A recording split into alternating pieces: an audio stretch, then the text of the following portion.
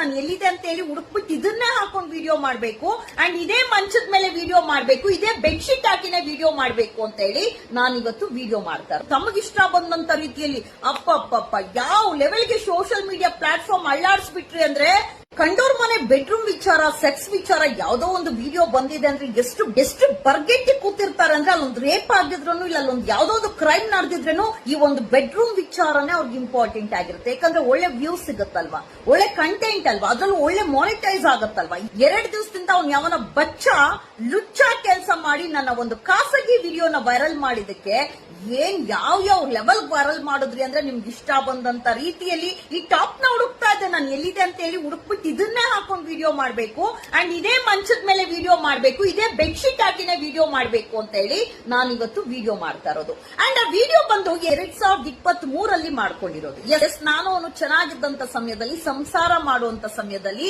ಅವನು ವಿಡಿಯೋ ಮಾಡ್ಕೊಂಡಿರೋದು. ಅಂಡ್ ಕೆಲವರಿಗೆ ಡೌಟ್ ಅದ್ರಲ್ಲಿ ಏನೋ ಎಣ್ಣೆ ಹೊಡೆದು ಬಿಟ್ಟಿದ್ದಾಳೆ ಅಂತ. ನನ್ನ ಧ್ವನಿ, ಇವತ್ತಿನ ಧ್ವನಿ ಆವತ್ತಿನ ಧ್ವನಿ ಯಾವ ರೀತಿ ಇತ್ತು ಅಂಡ್ ಆ ವಿಡಿಯೋ ನೋಡಿ ಇಷ್ಟು ಚೆನ್ನಾಗಿದ್ನಲ್ಲ, ನಾನು ಹಿಂಗ್ ಆಗ್ಬಿಟ್ಟಿದೀನಲ್ಲ ಅನ್ನೋಂತ ಒಂದು ಕೊರಗು ಬಂತು ಹೊರತು ಈ ವಿಡಿಯೋ ವೈರಲ್ ಮಾಡ್ಬಿಟ್ರಲ್ಲ ಅಂತ ನೋವು, ಅವಮಾನ, ಮುಜುಗರ ಅಂತೂ ಇಲ್ಲ. ಯಾಕಂದ್ರೆ ಅಲ್ಲಿ ನಾನು ಯಾವ ಮಿಂಡನ್ ಜೊತೆ ಮಲ್ಗಿರ್ಲಿಲ್ಲ, ಇಲ್ಲ ಯಾವ್ದು ಸೆಕ್ಸ್ ವಿಡಿಯೋ ಅಲ್ಲ ಅದು. ಅಂಡ್ ವಿಡಿಯೋ ಮಾಡ್ತಾ ಇರೋನ್ ಯಾರು, ಕೈಯಲ್ಲಿ ಫೋನ್ ಇಟ್ಕೊಂಡಿರೋನ್ ಯಾರು, ವಿಡಿಯೋ ಮಾಡಿರೋ ಉದ್ದೇಶ ಏನು, ಅಂಡ್ ನಾನೇನ್ ಮಾಡ್ತಾ ಇದೀನಿ ಅಲ್ಲಿ, ಬಟ್ಟೆ ಬಿಚ್ಕೊಂಡ್ ಕೂತಿದ್ದೀನಾ ಇಲ್ಲ ಏನಾದ್ರೂ ಮಾಡಬಾರ್ದು ಮಾಡ್ತಾ ಇದೀನಾ? ರಾಸಲೀಲೆ ಅಂತ ಒಬ್ಬ ಸೆಕ್ಸ್ ವಿಡಿಯೋ ಒಂದು ವೈರಲ್ ಆಗಿದೆ, ಬೆಡ್ರೂಮ್ ವಿಡಿಯೋ ವೈರಲ್ ಆಗ್ಬಿಟ್ಟಿದೆ.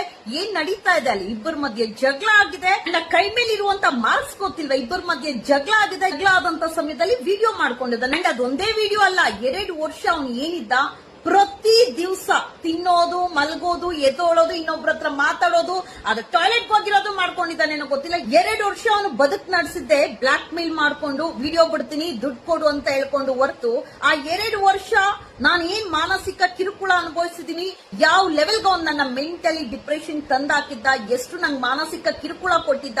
ಅವನು ನನ್ನ ಹತ್ರ ಇರುವಂತ ಒಡವೆ, ದುಡ್ಡು ಕಿತ್ಕೊಳ್ಳೋಕೋಸ್ಕರ ಮಾತ್ರ ಅವನು ಆ 2 ಇಯರ್ಸ್ ಫೋಕಸ್ ಮಾಡಿ ಪ್ರತಿಯೊಂದು ವಿಡಿಯೋ ಮಾಡ್ಕೊಂಡು ಪಬ್ಲಿಕ್ ಲೈಫ್ ಅಲ್ಲಿ ಇರೋದಕ್ಕೆ ನಾಳೆ ದಿವಸ ವಿಡಿಯೋ ಬಿಡ್ತೀನಿ ಅಂತ ಅವ್ನು ಅವಾಗೇ ಬ್ಲಾಕ್ ಮೇಲ್ ಮಾಡಿದ್ದ. 2022 FR ಆಗಿದೆ, ಬ್ಲಾಕ್ ಮೇಲ್ ಮಾಡ್ತಾ ಇದ್ದಾನೆ ವಿಡಿಯೋಸ್ ಮಾಡ್ಕೊಂಡು ಅಂತ ಹೇಳಿ ಅವಾಗೆ ನಾನು FR ಮಾಡಿದ್ದೀನಿ. ಅದನ್ನ ಇವ್ನು ಯಾವನ ಬಚ್ಚ ಇದಾನಲ್ಲ, ಲುಚ್ಚ ಕೆಲಸ ಮಾಡುವಂತ ಈ ಸುಮಂತ್ ಲೋಫರು, ಅಯೋಗ್ಯ, ತನಗೇನ್ ಬೇಕಾಗಿರೋದು ಅವನಿಗೆ ಫಾಲೋವರ್ಸ್ ಇನ್ಕ್ರೀಸ್ ಆಗ್ಬೇಕಾಯ್ತು.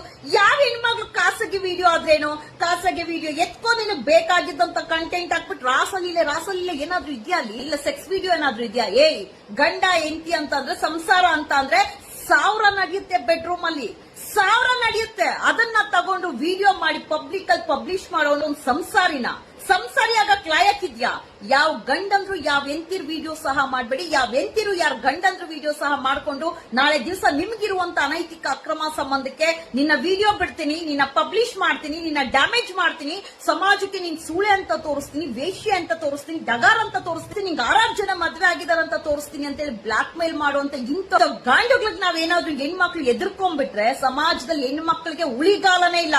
ಪುರುಷ ಪ್ರಧಾನ ಸಮಾಜ ಈಗ ಆಲ್ರೆಡಿ ಇದೆ. ಈ ಜಾಗದಲ್ಲಿ ಬೇರೆ ಯಾರಾದ್ರೂ ಹೆಣ್ಮಕ್ಳು ಇದ್ರೆ, ಅಯ್ಯೋ ನನ್ ಫೋಟೋ ಬಂತು, ಅಯ್ಯೋ ನನ್ ವಿಡಿಯೋ ಬಂತು ಅಂತ ಸೂಸೈಡ್ ಮಾಡ್ಕೊಂಡಿರುವಂತ ಹೆಣ್ಮಕ್ಳು ಗಂಡ್ಮಕ್ಳು ಎಷ್ಟೋ ಜನ ಇದಾರೆ. ಅಂಡ್ ಆ ವಿಡಿಯೋದಲ್ಲಿ ಕ್ಲೀನ್ ಆಗಿ ಅಬ್ಸರ್ವ್ ಮಾಡಿದ್ರೆ, ಅಂಡ್ ಅಲ್ಲಿ ನಡೆದಿರೋಂಥದ್ದು ಜಗಳದಲ್ಲಿ ನನ್ ಮುಖ ಊದ್ಕೊಂಡಿದೆ, ಕೈ ಮೇಲೆಲ್ಲ ಬರೆ ಇದೆ, ಎಲ್ಲಾನು ಗೊತ್ತಿದ್ರು ಎಣ್ಣೆ ಹೊಡೆದು ಮಲ್ಕೊಂಡ್ಬಿಟ್ಟಿದ್ದೀನಂತೆ. ಅವ್ನ್ ಪ್ರತಿಯೊಂದು ವಿಡಿಯೋ ಮಾಡ್ಕೊಂಡು ಎಣ್ಣೆ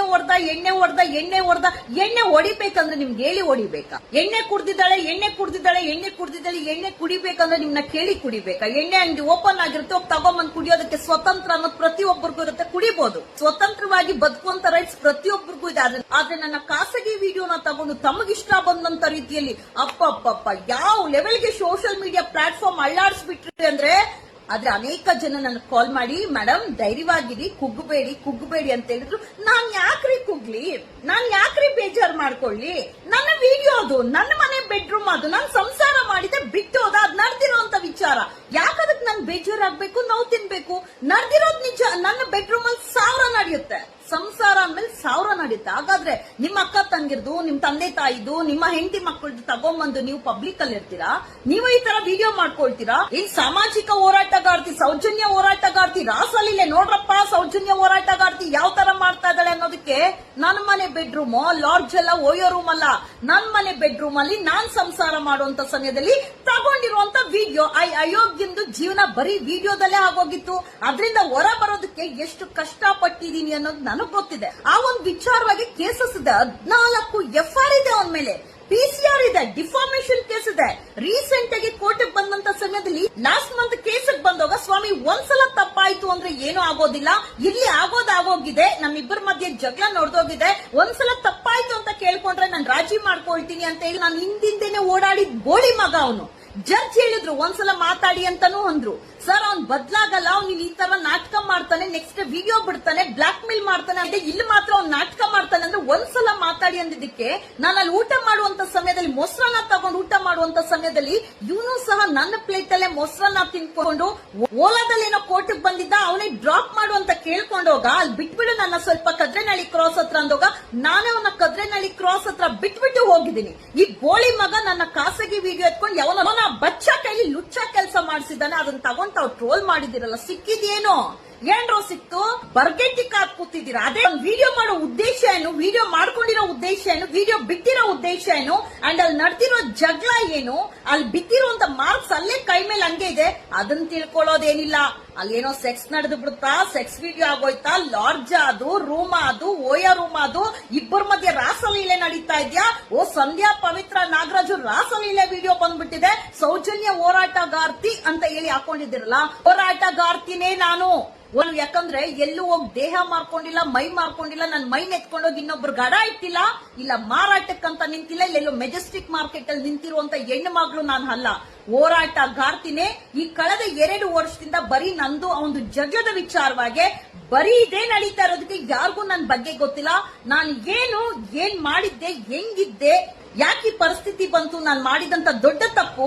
ಇಂಥವನ್ನ ಟಾರ್ಗೆಟ್ ಮಾಡಿ ಇಂಥವನ್ನೇ ಹೊಡಿಬೇಕು ಅಂದ್ರೆ ಅಂತವನ್ನೇ ಹೊಡಿತೀರಿ, ಆದ್ರೆ ಇಂಥವನ್ನೇ ಬೇಕು, ಹಿಂಗೇ ಇರ್ಬೇಕು ನಮ್ ಜೀವನದಲ್ಲಿ ನಮ್ ಲೈಫ್ ಪಾರ್ಟ್ನರ್ ಅಂದ್ರೆ ಅಂತವನ್ ಸಿಗೋದಿಲ್ಲ. ಆದ್ರೆ ಇಂಥವನ್ನೇ ಹೊಡಿಬೇಕು, ಇವ್ರಿಬ್ಬರಿಗೆ ನಾನು ಕೊಡ್ಲೇಬೇಕು, ಅಂತ್ಯ ಆಗ್ಬೇಕು ಅಂದ್ರೆ ಅವ್ರಿಬ್ಬರಿಗೂ ನಾನು ಕೊಟ್ಟೆ ಕೊಡ್ತೀನಿ, ಅಂತ್ಯ ಮಾಡೇ ಮಾಡ್ತೀನಿ, ಕಾನೂನು ಚೌಕಟ್ಟಲ್ಲೇ ಮಾಡ್ತೀನಿ. ಯಾಕಂದ್ರೆ ಇಲ್ಲಿವರೆಗೂ ಕಾನೂನು ಮೀರಿ ಹೋಗ್ತಾ ಇರಲಿಲ್ಲ, ಇದು ಅತಿಯಾಗಿ ಹೋಗ್ತಾ ಇರೋದಕ್ಕೆ ಬಚ್ಚ ಲೋಫರ್ಗೆ ಅಂಡ್ ಈ ಲುಚ್ಚ ಸೂರ್ಯಗೆ ತಕ್ಕ ಪಾಠ ಕಲಿಸ್ತೀನಿ.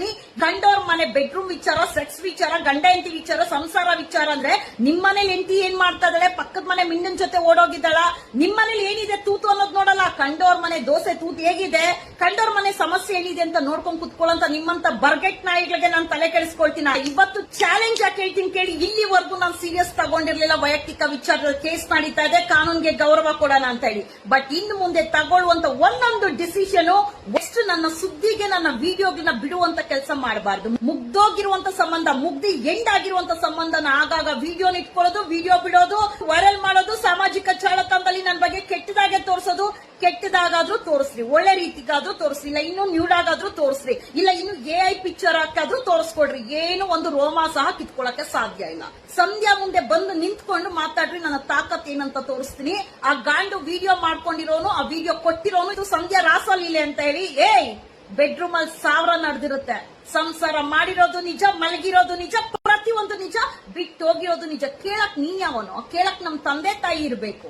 ನಾನೇನು ಅಂತ ನನಗೊತ್ತು, ನನ್ನ ಮನೆ ದೇವಸ್ಥಾನ ಹೊರತು ನನ್ನ ಮನೆ ಲಾಡ್ಜ್ ಅಲ್ಲ. ನಿಮ್ಮಂತ ತಿರ್ಬೋಕಿ ಬೇವರ್ಸಿಗಳಿಗೆ ಸಿಕ್ದಂಗೆ ವೈರಲ್ ಮಾಡೋದಲ್ಲ. ನಿಮ್ಗೆ ಏನ್ರೋ ಗೊತ್ತು, ಅವ್ನ್ ವಿಡಿಯೋ ಹಾಕಿದಾನಲ್ಲ, ನಿಮ್ಗೆ ಇಷ್ಟ ಬಂದಂತ ರೀತಿ ಪ್ರಚಾರಕ್ಕೆ ಡೈಲಿ ಒಂದೊಂದು ವಿಚಾರ ಇಟ್ಕೊಂಡು ಪ್ರಚಾರಕ್ಕಂತಾನೆ ಕುತ್ಕೊಂಡು ಯೂಟ್ಯೂಬ್ ಇನ್ಫ್ಲೂಯೆನ್ಸರ್ಸ್ ಅಂತ ಹೇಳ್ಕೊಂಡು ಕೆಲ ತಿರ್ಬೋಕಿಗಳು ಯಾರು ನನ್ನ ವಿಡಿಯೋ ಹಾಕೊಂಡು ಇಷ್ಟ ಬಂದಂತ ರೀತಿ ಪ್ರಚಾರ ಮಾಡಿದಿರಲ್ಲ, ನಾಳೆ ನಿಮ್ಮನೆ ಹೆಂಡತಿ ವಿಡಿಯೋ ಮಾಡ್ಕೊಳ್ಬೇಡ್ರಿ, ನಿಮ್ಮನೆ ಹೆಂಡತಿನ ಈ ಪರಿಸ್ಥಿತಿಗೆ ತಂದಿಟ್ಕೊಳ್ಬೇಡ್ರಿ. ಅಂಡ್ ಗಂಡ ಹೆಂಡತಿ ಅಂದ್ರೆ ಅಂಡರ್ಸ್ಟ್ಯಾಂಡಿಂಗ್, ನಂಬಿಕೆ ಇರಬೇಕು. ಹೆಂಡತಿ ಗಂಡ ವಿಡಿಯೋ ಮಾಡ್ಕೊಳ್ಳೋದು, ಗಂಡ ಹೆಂಡತಿ ವಿಡಿಯೋ ಮಾಡ್ಕೊಳ್ಳೋದು, ನಿಮ್ಮಿಬ್ಬರ ಸಂಬಂಧದಲ್ಲಿ ಏನೋ ಬಿರುಕು ಬಂದಾಗ ನಿನ್ ವಿಡಿಯೋ ಬಿಡ್ತೀನಿ ಅಂತ ಬ್ಲಾಕ್ ಮೇಲ್ ಮಾಡೋದು, ಗಂಡ ಹೆಂಡತಿ ಸಂಬಂಧ ಅನ್ನಲ್ಲ, ದಂಧೆ ಗಾಂಡುಗಳ ಕೆಲಸ ಅಂತಾರೆ.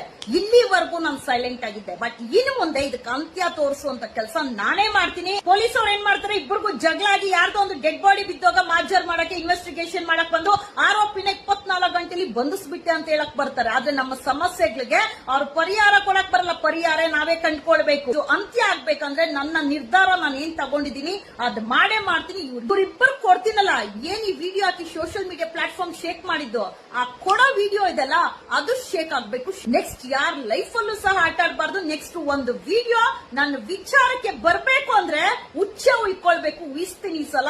ನಿರಂತರ 2 ವರ್ಷದಿಂದ ಇದೇ ನಡೀತಾ ಇದೆ. ವಿಡಿಯೋ ಮಾಡಿದಂತ ಗಾಂಡು, ವಿಡಿಯೋ ಶೇರ್ ಮಾಡಿದಂತ ಈ ಲುಚ್ಚ ಲೋಫರ್ ಸೂಳೆ ಮಗ ಸುಮಂತು ಇವ್ರನ್ನ ಬೀದಿಗೆ ಎಳ್ಕೊಂಡ್ ಬಂದು ಇಡೀ ಕರ್ನಾಟಕನೇ ನೋಡ್ಬೇಕು.